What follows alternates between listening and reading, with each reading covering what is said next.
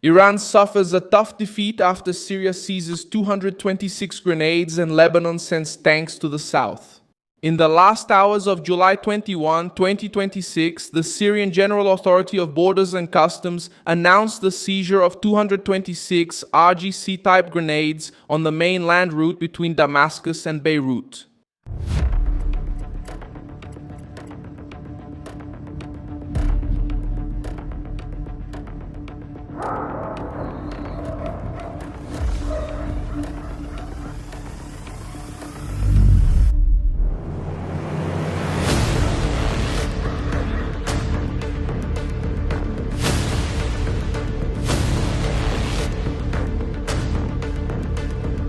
The cargo was hidden in secret compartments of a car heading to Lebanese territory. The checkpoint is located practically right on the border with Lebanon. It is a strategic crossing point for vehicles, goods, and passengers traveling between the two nations. Intercepting the shipment at that point prevents the material from getting onto Lebanese roads and quickly disappearing into a network of warehouses and local contacts.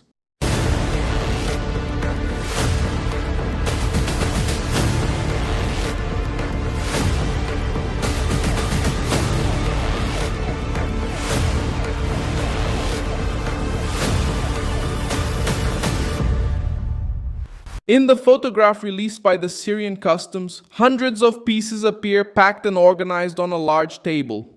3 men are positioned behind the cargo during the official documentation process. The images indicate that the car was prepared to hide the cargo during a routine inspection. The grenades were distributed in secret compartments inside the vehicle, which reveals a planned attempt to cross the border without raising suspicion. Customs stated that the operation is part of the crackdown on smuggling networks and the attempt to increase control over the Syrian borders. The initial official reports did not publicly identify the final recipient of this specific shipment. Even so, the context directly affects Iran's access. About a week ago, Syrian authorities intercepted another shipment crossing the border with Iraq, which, according to initial investigations, would travel through Syrian territory to Hezbollah in Lebanon. The previous shipment was even heavier. It included long-range missiles, anti-armor guided missiles, and drones. The material was found after agents became suspicious of a vehicle used for transporting oil near the Al-Tanf checkpoint. The Syrian Ministry of the Interior stated that the weapons would be delivered to Hezbollah. This increases the pressure on any network that tries to use Syria as a corridor to supply armed groups in Lebanon.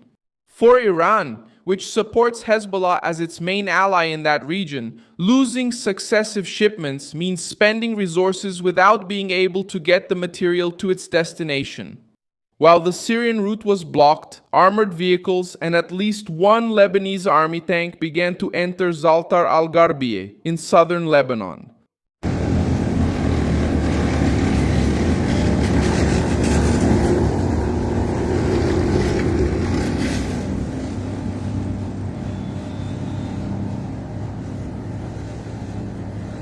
The movement took place after the withdrawal of Israeli forces from part of the area and represents the first major test of the agreement mediated by the United States to place those localities under the control of the Lebanese government. In this video published by open source Intel at 5 o'clock, armored vehicles appear. Aparecem atravessando uma área urbana while residents watch the passage of the troops. Some civilians are starting to return, but the Lebanese army has asked the population not to enter the city freely until the military teams finish inspecting the streets, houses, and land. Another video posted by the same account at 8 o'clock shows Lebanese soldiers in Zaltar al-Gharbiyeh after the Israeli troop movement. There are civilian cars parked, soldiers moving around, and residents watching the arrival of the forces.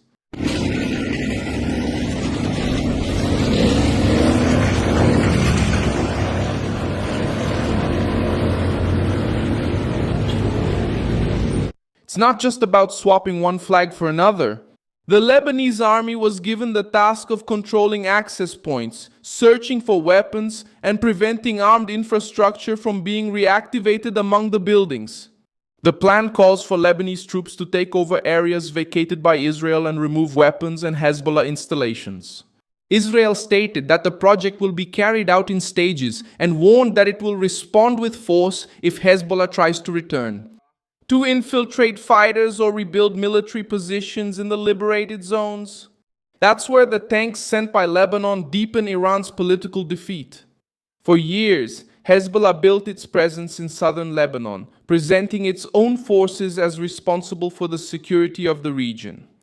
Now, the government's armored vehicles are coming in precisely to replace that structure and prevent the group from maintaining armed control over villages and roads. The footage also shows large columns of smoke in Tebinit and Meis al-Jabal. They show that the Lebanese army is moving into an area that is still unstable, where Israel continues to monitor possible movements by Hezbollah.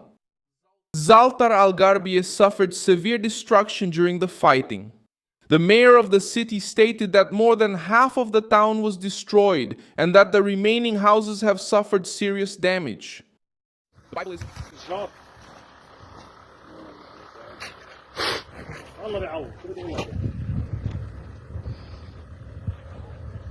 Military engineering teams entered to locate unexploded munitions before allowing the permanent return of the population. The operation also advanced during the visit of Lebanese President Joseph Aoun to Washington. Aoun had a meeting scheduled with President Donald Trump this Tuesday to discuss the Israeli withdrawal and the strengthening of the Lebanese army. Marco Rubio stated that Lebanon will only have peace when the Hezbollah issue is resolved and when the government becomes the only armed force within the nation. Pressure is now on both sides of the border. Syria is closing crossings used for smuggling, seizing hidden shipments, and preventing weapons from reaching Lebanon. In southern Lebanon, government tanks and soldiers are occupying areas where Hezbollah held military influence. Each lost shipment and each road taken by official forces reduces the risk and the space that Iran's regional project has to move around, hide weapons, and rebuild its positions. Thank you very much for watching this video until the end. Support our project and contribute financially using the Pix key that appears on your screen. We are an independent channel focused on bringing you truthful information. Your contribution helps us keep going.